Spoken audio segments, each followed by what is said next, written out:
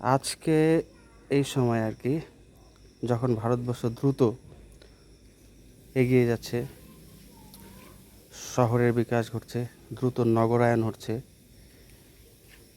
সেই সময় দাঁড়িয়ে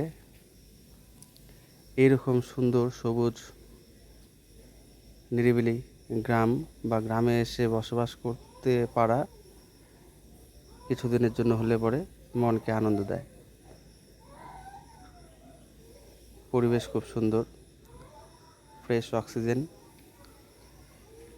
এবং এখানকার যে খাদ্য সামগ্রী, শাক সবজি সবই ফ্রেশ, মানে টাটকা।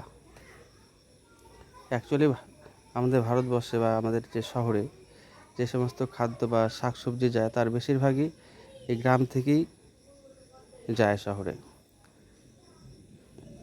তো সেগুলো যেতে অনেক সময় লাগে, আর এখানে একদম ফ্রেশ জিনিসটা আমরা পেয়ে থাকি। দেখতে কত সুন্দর একটা ছোট নদী, এবং এই নদীর আশেপাশে মানুষজন এই নদীর উপর ডিপেন্ড করে অনেক কিছু তারা পেয়ে থাকে। মাছ পায়, তারা খেতে জল দেয়, জলসেচের কাজ হয়, অনেক কিছু। ভারতের সংস্কৃতি সভ্যতা এই নদীমাতৃক, নদীকে কেন্দ্র করে। আর পরিবেশটাও কত চমৎকার, শান্ত স্নিগ্ধ।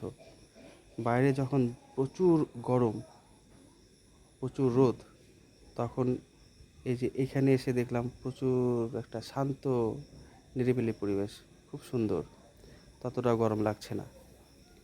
তো এরকম গ্রামে বা এরকম জায়গায় থাকতে সবারই ভালো লাগবে, বিশেষ করে এই সময় যখন মানে সূর্যদেব আগুন ঢালছে। এই সবজির ক্ষেত, লাউ ক্ষেত, এটা কচি কচি লাউ, সুন্দর। এখনও সম্পূর্ণ বড় হয়নি, কাটার উপযুক্ত হয়নি, আর কিছুদিন যাবে।